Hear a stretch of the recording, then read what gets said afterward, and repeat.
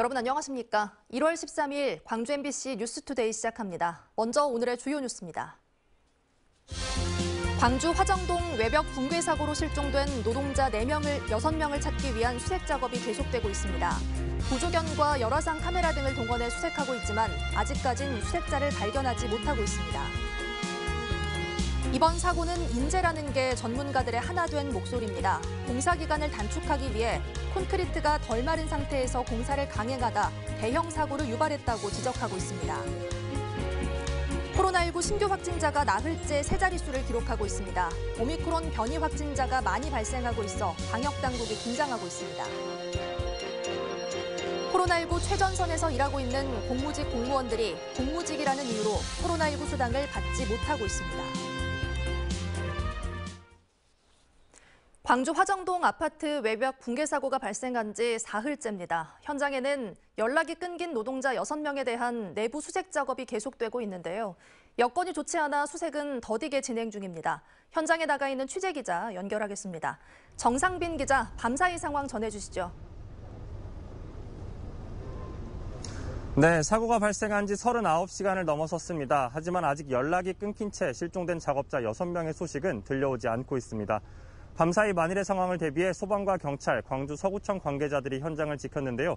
첫날 현장에서 뜬 눈으로 밤을 지샜던 20여 명의 실종자 가족들은 구청에서 마련한 합동 숙소에서 둘째 밤을 보냈습니다. 잠시 뒤 날이 밝는 대로 구조당국은 대책회의를 열고 수색 작업을 재개할 예정인데요. 소방당국은 어제 정밀 수색을 벌였던 지하 4층부터 지상 1층을 추가 수색하는 한편 육안으로만 확인했던 2층부터 38층까지도 재차 수색할 계획입니다. 특히 어제 투입된 구조견들이 반응을 보였던 26층에서 28층 사이에는 건물 잔해를 치운 뒤 집중해 수색한다는 계획입니다. 3일째 수색을 이어갈 예정이지만 수십 층 구조물이 무너져 내린 현장에 대규모 인력이 들어가긴 쉽지 않은 상황입니다.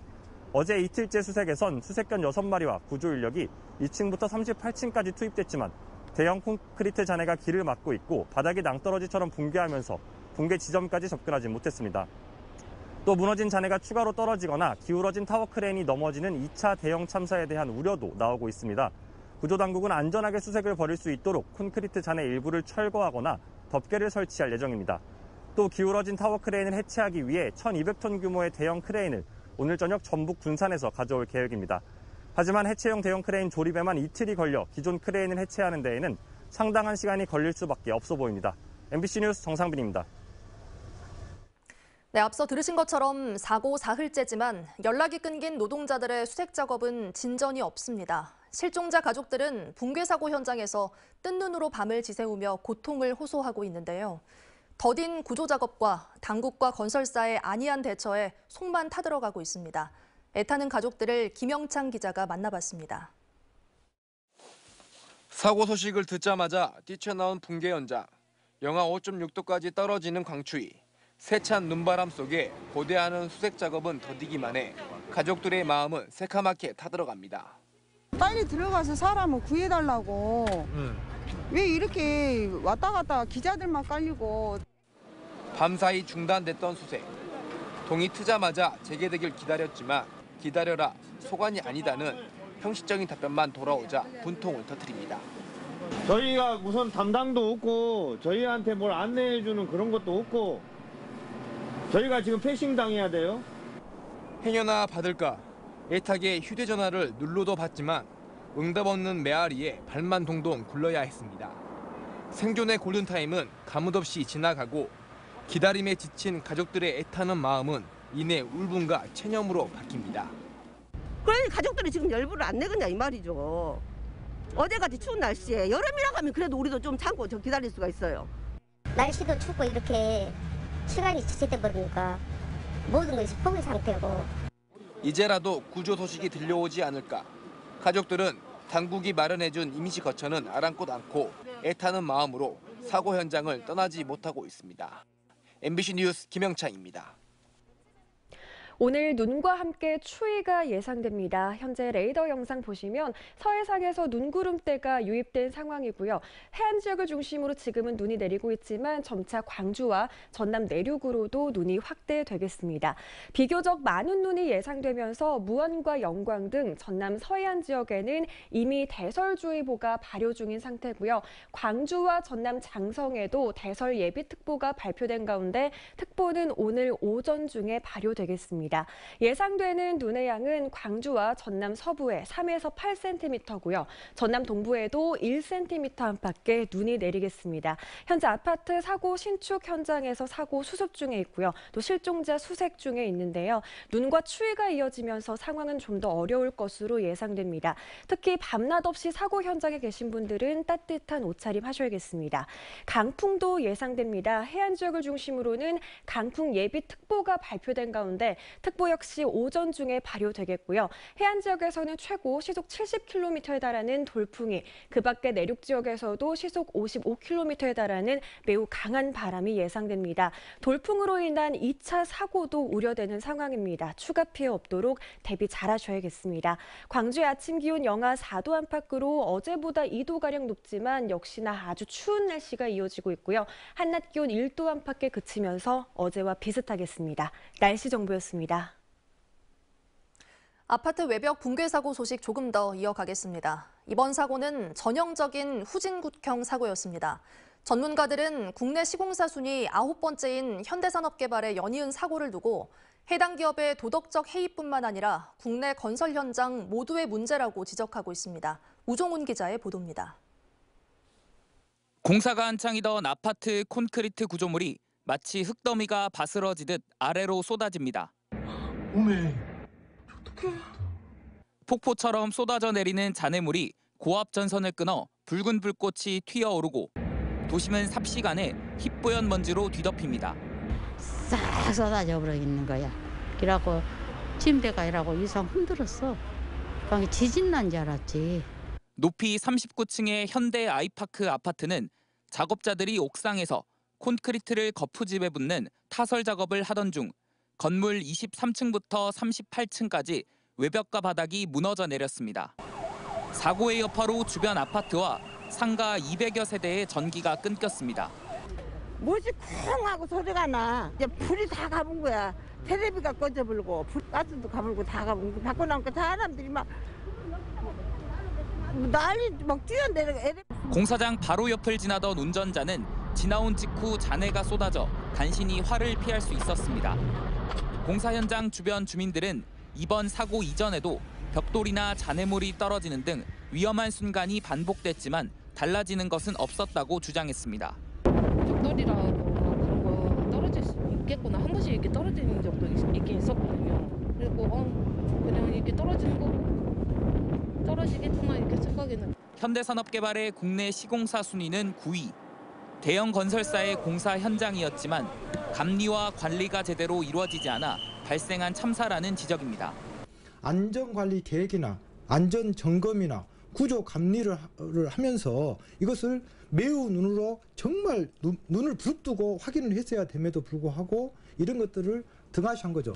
광주 학동 재개발 현장 붕괴 사고의 상처가 아물기도 전에 또 다시 터진 대형 사고. 예견된 인재를 막지 못한 현대산업개발에 대해 비난이 거세지고 있습니다. MBC 뉴스 우종훈입니다.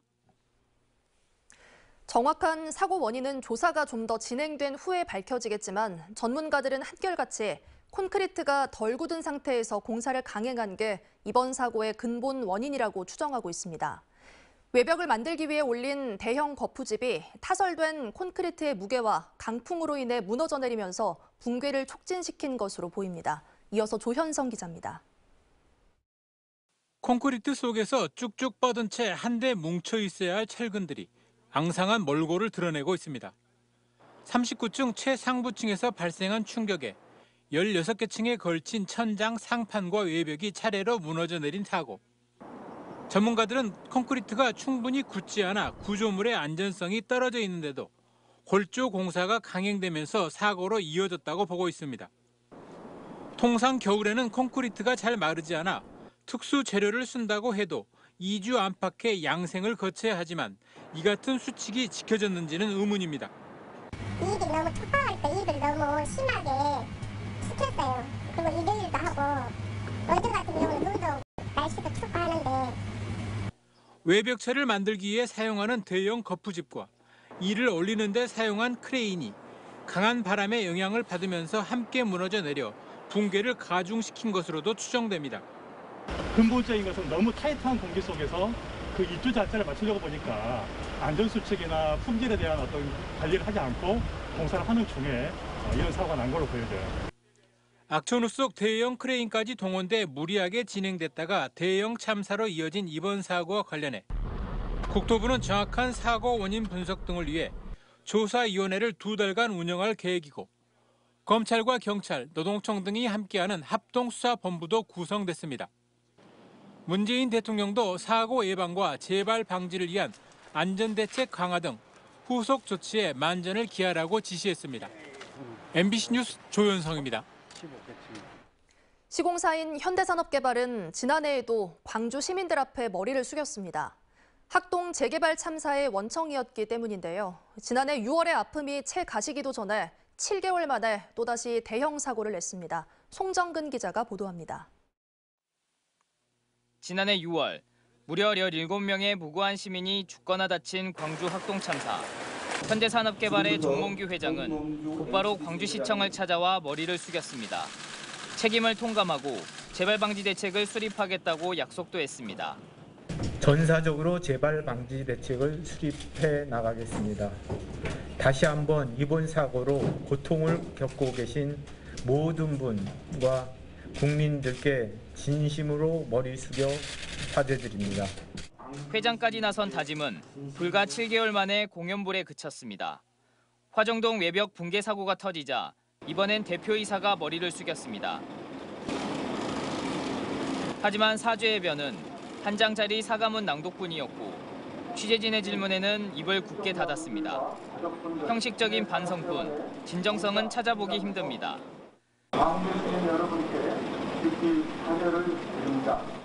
닮은 꼴 학동 참사로 가족을 잃은 시민들은 돈만 생각하는 대기업의 야욕에 분노를 쏟아냈습니다. 이게 뭐 공사입니까? 자기들 이익만 생각하지 안전이나 그런 개념은 전혀 없잖아요. 연거푸 대형 사고를 낸 현대산업개발에 대해 광주시는 관내 모든 건설 현장에서 공사를 중지하라고 명령했습니다.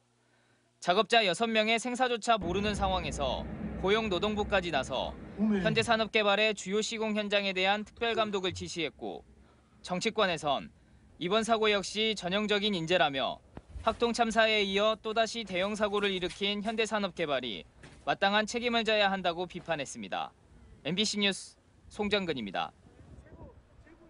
이번 사고와 관련해 현대산업개발은 공사 기간이 지연돼 무리하게 공사를 서둘렀다는 주장은 사실이 아니라고 반박했습니다.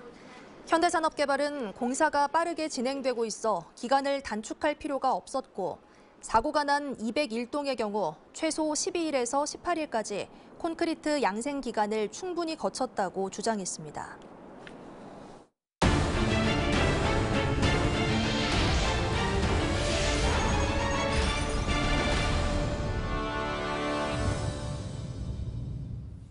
코로나19 상황이 나아지지 않으면서 방역 관련 종사자들의 업무는 갈수록 가중되고 있습니다.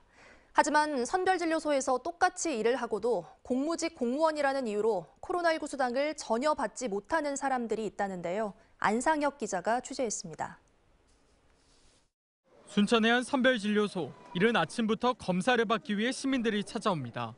코로나19가 지속돼 선별진료소 운영이 계속되면서 치매센터나 정신센터 등 다른 부서에서 일하던 공무직들까지 선별진료소 업무에 투입됐습니다. 일부 공무직들은 사무보조원으로 채용됐지만 간호사 자격이 있다는 이유로 순번제로 돌아가며 선별진료소에서 검체 채취까지 맡고 있습니다.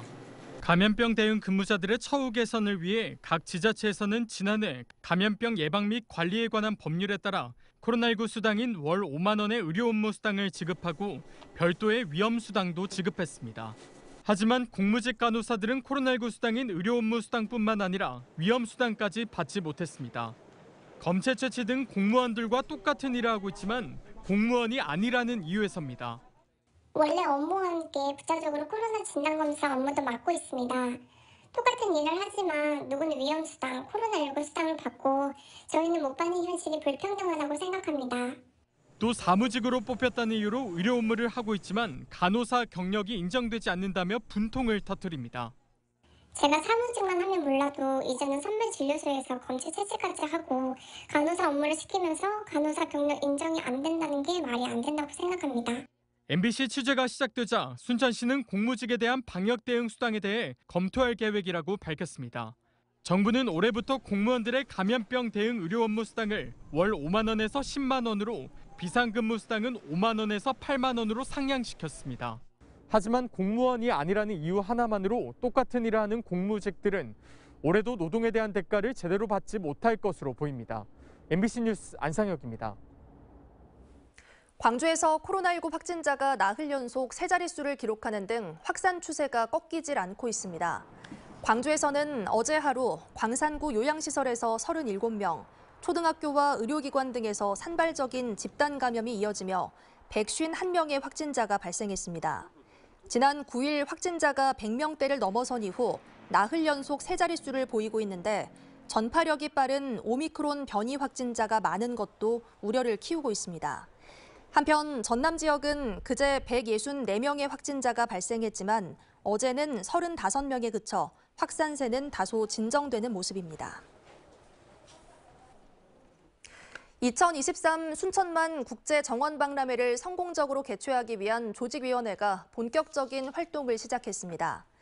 순천만 국제정원박람회 조직위원회는 최근 순천만 국가정원과 동천 공사 현장을 살펴보는 등 박람회 추진 상황을 점검하고 지난 2013년 정원 박람회와는 차별화된 콘텐츠로 박람회 운영에 나설 뜻을 밝혔습니다. 박람회 조직위원회는 이를 위해 지난해부터 한반도 분화구 정원과 미래정원 조성 등 10개 사업에 168억 원의 국도비를 확보하고 박람회 성공 개최를 위한 기반을 다질 계획입니다. 전라남도가 올해 청년 근로자에 대한 지원을 확대합니다. 전라남도는 도내 82개 산단에서 일하는 5천여 명의 청년 근로자에게 월 5만 원의 교통비와 최대 30만 원의 기숙사 임차비를 지원하고 통근 전세버스 운행비도 최대 5억 원까지 보조하기로 했습니다. 또 현대사무중공업과 대한조선 등 조선 기능인력 훈련기관 교육생에 3개월 동안 월 100만 원의 생활비를 지급하고 39세 이하 청년 근로자를 채용한 중소기업에게는 1인당 월 200만 원의 채용 지원금을 3년간 보조합니다. 다음은 희망 2022 나눔 캠페인에 성금을 보내주신 분들입니다.